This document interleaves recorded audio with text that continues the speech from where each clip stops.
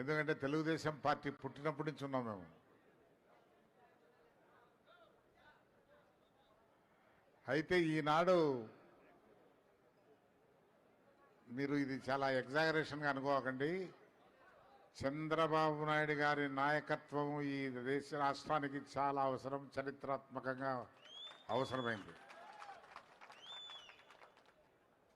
ఒక ఎగ్జాంపుల్ చెప్తాను. రేపు ఏప్రిల్ నుంచి 12 లక్షల కోట్ల అప్పు కట్టాల. ఆదాయం లేదు రాష్ట్రానికి, ఆదాయ వనరులు లేవు, భూములు విలువలు లేవు.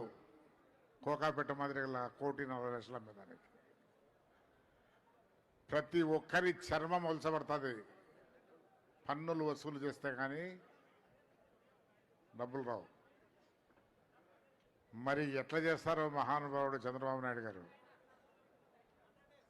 అయితే ఆయనకు ఆ కెపాసిటీ ఉంది. నేను చూసిన, ఆయనతో సహవాసం చేసి చూసిన ఆ కెపాసిటీ ఆయనకు ఉంది. కాబట్టి అటువంటి కెపాసిటీ ఉండే వ్యక్తి రావాల్సిన అవసరం చాలా ఉంది. అంతేగాని అతన్ని ఎక్కువగా నేను పొగట్టంలే.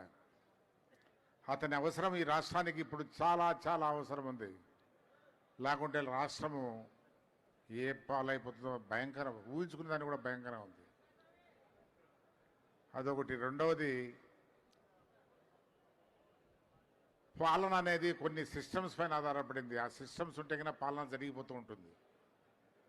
కానీ రాష్ట్రంలో ఆ సిస్టమ్స్ అన్నీ నాశనం అయిపోయినాయి. ఇప్పుడు ముఖ్యమంత్రి పదవి అది లగ్జరీ పోస్ట్ కాదు.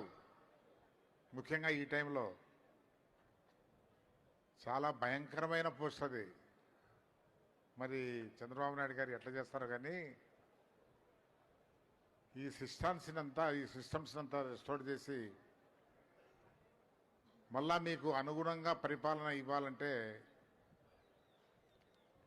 ఓ పక్క నిధులు సేకరించాలా, ఓ పక్క ఈ అరాచక పాలన పక్కకు పెట్టేయాలా. ఈ అరాచక పాలనలో కొన్ని వర్గాలు చాలా లాభైనాయి. వాళ్ళంతా మళ్ళా విజృంభిస్తారు.